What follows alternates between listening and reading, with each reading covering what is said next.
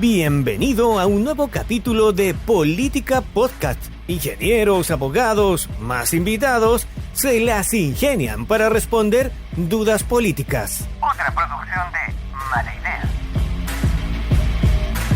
Hola amigos y amigas de País Lobo, Radio Mega, Radio La Mía, Despierta FM y Radio Viva. Soy Rocío Gambra y esto es un nuevo Política Podcast. El día de hoy tenemos un nuevo invitado, él es Rodrigo Durán, es director ejecutivo del Centro de Inteligencia Artificial. ¿Cómo estás, Rodrigo? Hola Rocío, bien, y tú, muchas gracias por la invitación. Muchas gracias por responder al llamado y hablemos de este temazo. Este es política, pero también es tecnología, lo que traemos ahora, inteligencia artificial. Acabamos de tener el Congreso Futuro, donde fue uno de los temas centrales. Entiendo que también participaste dentro del Congreso, Rodrigo. Sí, el día miércoles estuve en un conversatorio sobre justamente qué puede hacer la política en la inteligencia artificial, cuáles son, cómo enfrentarlo, si es que hay que regularlo o no, cuáles son los riesgos, cuáles son las oportunidades. El Congreso Futuro fue una súper buena experiencia en ese sentido, con personas de todo el mundo conversando este tema, así que muy contento. ¿Y cómo lo ves tú? ¿Qué cosas nos tenemos que adelantar como país en esta conversación? Porque han habido bastantes dudas, existió un consejo que viera contra la desinformación, de ahí viene la inteligencia artificial también, que sabemos que cualquiera puede decir y hacer cualquier cosa. ¿Cómo nos anteponemos a lo que viene? Mira, es muy difícil hacer esa perspectiva de cómo nos anteponemos, porque en verdad no sabemos lo que viene. El tema del desarrollo, particularmente en la inteligencia artificial generativa, constituye un desafío no solo regulatorio, sino que también estructural para las democracias. O sea, de hecho, el World Economic Forum, creo que fue o algo así, pues publicó la semana pasada este informe de los riesgos globales.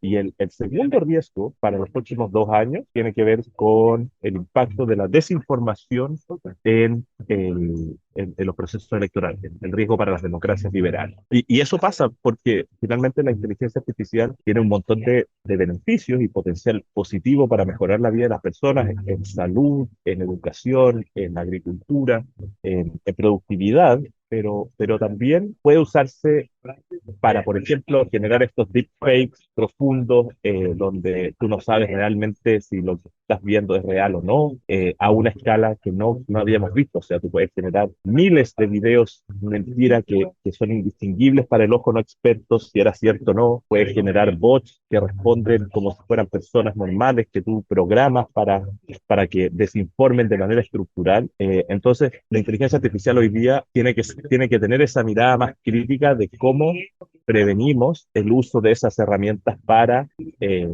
finalmente torcer la voluntad ciudadana o modificarla o desinformar. ¿Me entiendes? La desinformación es un fenómeno que no es solamente inteligencia artificial, pero la inteligencia artificial sin duda cambia radicalmente el escenario de la desinformación por la escala y las capacidades que tiene. ¿Y qué se ha visto que se ha realizado en otros países, en otros lugares del mundo, donde yo sé que las regulaciones han ido cambiando justamente para hacerse cargo de este fenómeno? ¿Qué se está conversando afuera? Separar las cosas como de lo que es inteligencia artificial y desinformación, aunque se cruzan, pero es bueno tenerlas como cuerdas separadas porque, insisto, la inteligencia artificial generativa es una herramienta para la desinformación, pero también puede ser una herramienta para combatir la desinformación. Es decir, tú puedes usar modelos de ingeniería reversa que te permitan identificar patrones, por ejemplo, donde tú, valga la redundancia, identificas que un agente, está usando mecanismos de inteligencia artificial para generar mensajes falsos. Pero en concreto, esa es una gran discusión, ¿sí? ¿Cómo abordar desde la legislación la tecnología de la inteligencia artificial y la desinformación? En materia de inteligencia artificial no hay un consenso, hay distintas aproximaciones, está los elementos regulatorios de la aproximación más china, por ejemplo, que es muy centrada en el Estado, que el Estado tiene el control total sobre estos desarrollos, lo promueve, pero siempre bajo esta tutela estatal muy socialista. Después tienes una aproximación como el AI Act, o el decreto de AI que publicó la administración de Biden hace un par de meses, que que es una aproximación mucho más libre, mucho más de autorregulación, muy, entre comillas, anglosajón, donde básicamente dicen, mira, el mercado va a regular esto. Si la gente ve que los modelos están mintiendo, va a dejar de usarlo. Hay que tener resguardos éticos al interior de las empresas, pero poca intervención como un enforcement de parte del Estado. Y después tienes una tercera aproximación, que es la que yo he visto tiene más piso acá en Chile, que es la europea. Los europeos básicamente llevan un par de años discutiendo la llamada AI Act, que en un principio se centraba solamente en modelos de aprendizaje de máquinas, después pasaba a modelos de aprendizaje profundo, que es más o menos lo mismo, pero como con esteroides, y lo iban a publicar en junio y ¡pum! Aparece esto de la inteligencia artificial generativa a gran escala con modelos como Gemini de Google o OpenAI, o sea, ChatGPT de OpenAI, y vuelven a discutir, bueno, ¿cómo regulamos, cómo nos aproximamos a tal caso? Y ahí lo que dicen los europeos es que tienen dos cosas. Lo primero es que definen ciertos principios. Esto es lo que nosotros queremos cuidar, ¿ya? Entonces, estos principios están amenazados por ciertos riesgos, esta aproximación de los riesgos. Y dado que está amenazado por estos riesgos, tenemos que regular de esta manera cada uno de estos riesgos. Hay que una aproximación interesante porque finalmente no está regulando la tecnología. Ayer había un charlista curioso del futuro que decía, imagínate cuando tú quieres regular la inteligencia artificial, que dicho así es como si regulemos, siempre lo dice, yo estoy de acuerdo con eso. Como que quisieras regular los martillos. Entonces tú tienes que ir y decir, ¿sabes? Porque la inteligencia artificial es una herramienta, no es naturaleza, es una herramienta, son algoritmos creados por humanos. Entonces, si tú quieres regular el martillo, tú tienes que decir, ya, ¿verdad? Usted no puede usar el martillo para hacerle daño a otras personas, pero tienes que ser más preciso con eso, porque, por ejemplo, tú podrías usar un martillo y por casualidad hacerle daño a otra persona. O estos son los clavos que usted puede usar martillo, y si usted tiene un tornillo, no puede usar un martillo, tiene que usar un destornillador, un atornillador. Entonces, cuando tú te metes a regular una tecnología y no el daño o el impacto, que son aproximaciones distintas, te metes en un problema desde el mercado. Y eso es un poco pasando al caso chileno, hay tres proyectos hoy día que se están discutiendo. El primero es uno que presentó el diputado Tomás Lagomarsino en la Comisión de Ciencias de la Cámara de Diputados, que es un proyecto desde mi punto de vista muy malo, porque hace esto de regular la tecnología, constituye una comisión ad honorem por la cual tienen que pasar todos los desarrollos para que sean aprobados por un comité de expertos que sesiona una vez al trimestre. Entonces, imagínate tú que todas las actualizaciones de tus aplicaciones del teléfono tuviesen que, antes de pasar por tu teléfono, pasar por una comisión experta que dice si pueden usarla o no. O sea, que son tiempos y son sucesiva. Entonces, eso mataría la existencia de inteligencia artificial. Básicamente nadie, porque más que los formularios, ¿cómo vas a ver la comisión experta si es bueno o malo? No, es una ridícula. Ese es el problema cuando tú regulas la tecnología. Y el segundo proyecto que está en veremos es el que se genera a partir de una mesa, de varias mesas, que convoca el Senado de la República, lo convocó la presidenta entonces de la Comisión Futuro, Ximena Rincón, que lo que hace es definir 5 ejes: industria, talento, políticas públicas, ética y sesgos y regulación. Y convoca varios participamos del CENIA en ese espacio y se generaron informes. Esos informes debiesen ser conducentes a una ley marco de inteligencia, que no solamente es esta regulación, sino que también es mecanismos de promoción, mecanismos de adopción, cuál es el rol del sector público. O sea, es mucho más holístico y por lo tanto es mucho más difícil, pero una aproximación bastante más razonable a cómo aproximarse legalmente a esto. Y dentro de eso, ¿cómo ves que estamos parados nosotros en Chile para hacer uso de esta tecnología? Porque nos permite, también muy de usuario, a nivel de usuario con la nueva inteligencia artificial, te das cuenta que en realidad puedes avanzar en los procesos, o sea, es una herramienta que te hace saltar más o menos como la revolución industrial, creo yo, te está haciendo saltar ahora esta nueva tecnología y esta nueva herramienta. ¿Lo ves tú de esa manera o estoy sobredimensionando el poder que tiene esta inteligencia artificial? No, totalmente. O sea, totalmente de acuerdo contigo. Y de hecho eso es parte del trabajo como de evangelización que nosotros hacemos desde el CENIA, el Centro Nacional de Inteligencia Artificial, de que las personas entiendan primero que esto no es una novedad. O sea, la inteligencia artificial como disciplina está presente en la ciencia. Tú eres doctora, tienes un doctorado en las ciencias académicas, está presente desde el año 54. Es previo incluso a la ciencia de computación. ¿Cachai? Como la idea de Turing, finalmente, de la máquina de Turing, de estas máquinas que sean capaces de emular al humano, derivó primero en este campo de estudio de la inteligencia artificial y después se movió hacia las ciencias de computación. Y la inteligencia artificial como campo de estudio ha tenido vaivenes académicos muy grandes. Lo que estamos viendo hoy día es el boom de las redes neuronales, del aprendizaje profundo, que es uno de los muchos campos que existen dentro de la disciplina, que se basa en aprendizaje profundo, que es esta noción de que si yo le muestro a un algoritmo muchos ejemplos de algo, va a poder aprenderlo y reconocer patrones en otro espacio. Entonces, eso lo vemos con imágenes y lo vemos con lenguaje, de una forma que es brutal, es demasiado patente, y eso es lo que ha despertado este interés tan grande en los últimos años, pero te cuento esta historia como para mostrar que en verdad esto es una disciplina que tiene harta raíz. Y el potencial que ha tenido históricamente, pero que ahora tiene, es como tú dices, es un cambio epocal. O sea, no es algo como cuando nosotros trabajamos con industria, por ejemplo, con el Estado, la conversación no es si tú vas a adoptar inteligencia artificial o no en tus operaciones. Es como que tú te hubieses hecho la pregunta hace 60 años atrás si ibas a adoptar luz eléctrica en tus operaciones. Y alguien te hubiese dicho, no, o sea, es que yo voy a seguir con la máquina a vapor acá porque me funciona súper bien. Esa es la magnitud. Entonces, hay una brecha de comprensión del potencial que tiene la tecnología. Y también hay otro desafío, y eso un poco lo mezclo con lo que tú me decías de tu experiencia como usuaria, y es el tema del mercado del trabajo. ¿Cachai? La inteligencia artificial en el corto, mediano, incluso largo plazo, que son los próximos 40 años, no va a reemplazar a las personas, porque finalmente las personas tenemos dos cosas que la inteligencia artificial más sofisticada no tiene. Son agencia, podemos tomar decisiones por nosotros mismos, libre albedrío, como quieras decirle, y tenemos criterio, sentido común, pensamiento crítico, tenemos esa capacidad, ¿ya? Algunos. Entonces, esos dos elementos son los que desde nuestro punto de vista hay que promover, porque claro, yo te digo los próximos 40, 50 años, pero de aquí a 100 años, sí, las máquinas van a poder hacer básicamente cualquier actividad productiva que tú identifiques, pero nunca van a tener agencia. Académicamente, quienes desarrollan esto son conscientes de que no pueden entregar la agencia a la inteligencia artificial. Siempre tiene que estar la persona, el ser humano, la conciencia humana metida en la toma de decisiones. No solo por el peligro que revestiría eventualmente tener una máquina sin control, que hoy día técnicamente no es factible, pero imaginemos, insisto, de aquí a 100 años probablemente sí lo sea. No sé cómo, pero puede ser que pase. Sino porque las personas confiamos en personas. Eso es una cosa súper interesante y para graficar este punto.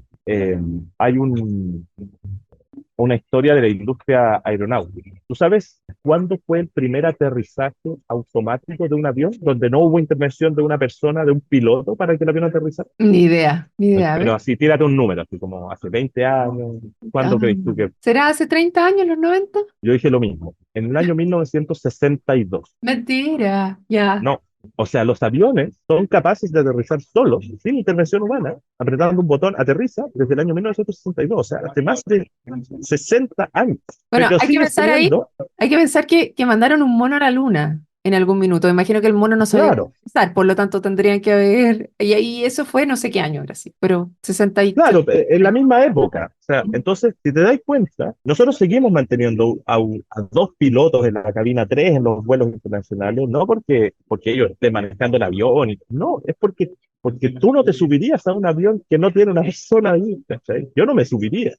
Y eso refleja que las personas confiamos en personas, ¿cachai? Cuando tú hablas con un chatbot, por ejemplo, nosotros en Senia tenemos varios proyectos como de asistentes inteligentes, cuando hay integrar inteligencia artificial a estos chatbots de WhatsApp o de páginas web. El 90% de las personas, pese a que podrían de forma mucho más rápida obtener la información preguntándole al robot, te dicen, no, quiero hablar con un ejecutivo, quiero hablar con un ejecutivo. Porque no le creen al robot. Entonces, eso es algo que está en como una cosa muy antropológica, ¿sí? Es nuestra especie, yo confío en mi especie. Entonces, ¿qué es lo que hace que ChatGPT, desde mi punto de vista, esto es súper personal, pero que ChatGPT haya tenido el impacto que tuvo, es que parece ser de mi especie, ¿sí? Esa cosa que van apareciendo las palabras poco a poco, y yo voy interactuando y le puedo preguntar sobre lo que le pregunté antes. Ese fenómeno, que parece humano, lo hace mucho más valga la redundancia, confiable, porque antropológicamente yo digo, no, esta cuestión, como no tengo esa resistencia de la máquina, ¿cachai? Entonces, yo te diría que lo fundamental como usuario es entender que esto es una tendencia que no se va a detener, ¿no? O sea, es inevitable. Y por lo tanto, cuidar y promover aquellas habilidades que las máquinas nunca van a tener, que son la agencia y el pensamiento crítico, y ser capaz de tomar decisiones, ser capaz de analizar cosas, de distinguir entre algo que es falso y algo que es verdadero. Y esas son competencias que lamentablemente o afortunadamente, no sé cómo quieras decirlo, debiesen desarrollarse particularmente en las casas y en los colegios. Y ahí es donde tenemos un desafío enorme del sistema educacional. Hoy día no se está haciendo cargo de eso. Ya, justamente para allá iba mi pregunta que me la robaste, porque finalmente es cómo nosotros miramos al futuro con esta tremenda herramienta de no seguir haciendo lo mismo que en algún minuto cuando hubo esta revolución industrial, cuando se cambiaron las formas de generar, cuando teníamos la campaña en serie, cuando hacías soldaditos finalmente, tenías una educación asignada a eso, a que las personas hicieran lo que se supone que tenían que hacer para poder producir en línea.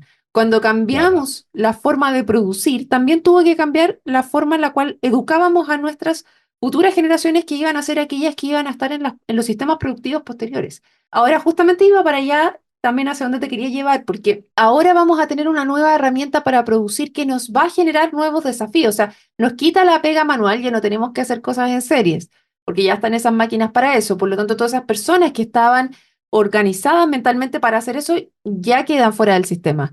Después tienes otro tipo de trabajo, que es el que tenemos actualmente, donde nosotros hacemos muchas tareas que van a ser cambiadas por esta tecnología, que ya no es necesario tanto hacer. O sea, entonces tenía que hacer un discurso, le metimos toda la información al sistema y teníamos nosotros un grupo analizado más o menos qué era lo que teníamos que decir, cuál era el feeling de lo que necesitábamos decir. Y le pedimos a la máquina, danos un discurso en tantas páginas, en tantos esto, y lo que nosotros hicimos después fue ver si es que coincidía con lo que nosotros queríamos con estos parámetros generales. Entonces, finalmente, hacia donde vamos caminando es cómo somos capaces de entregar los parámetros a la máquina para que nos entreguen una información y nosotros tener el sentido, el feeling, la parte crítica de analizar que la información que estamos obteniendo sea efectivamente lo que nosotros tenemos, no confiar completamente en ella. Y eso yo coincido contigo que es el desafío futuro de cómo educamos a las nuevas generaciones y me preocupa que me estés diciendo no estamos haciendo nada finalmente. O sea, no sé si no estemos haciendo nada, pero estamos enfocados en cosas que no son tan críticas,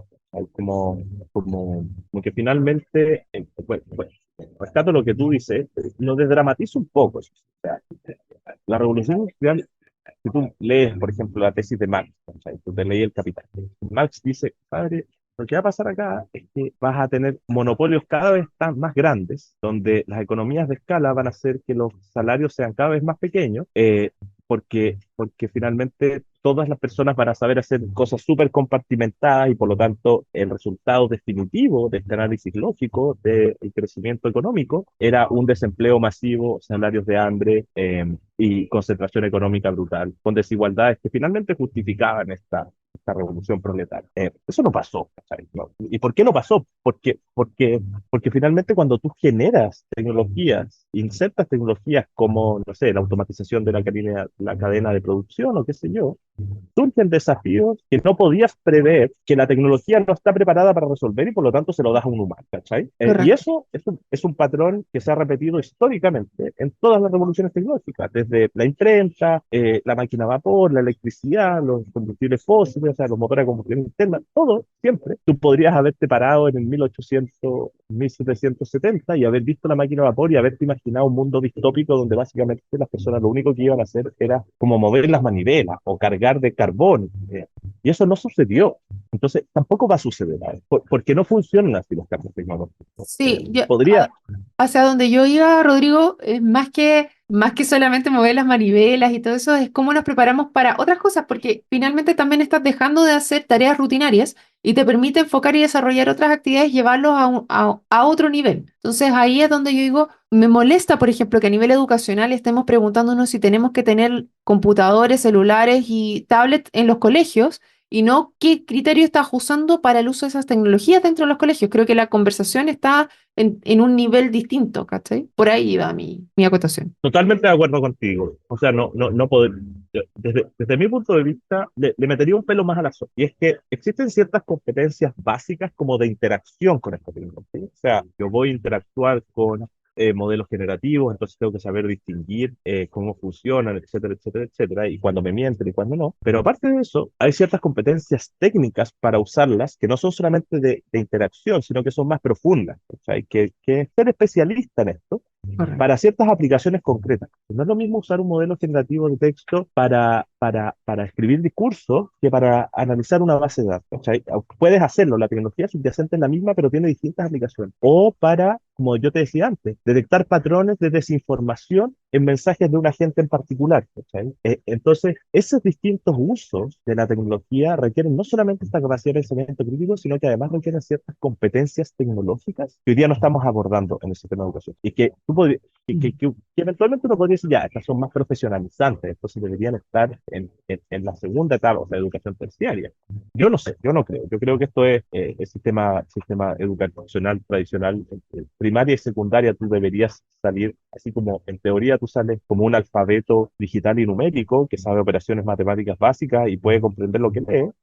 Bueno, eso es el punto base, ¿cachai? Sin Ujú. eso, tú no podías interactuar con un modelo, no tenés pensamientos. ¿Y por eso te decía que le pongo un pelo más a la sopa? Porque eso no lo estamos haciendo hoy día. Y Correcto. además lo que tienes que lograr es que no solamente tenga esas competencias de alfabetismo digital, o sea, de alfabetismo numérico y lingüístico, sino que también alfabetismo digital, ¿cachai?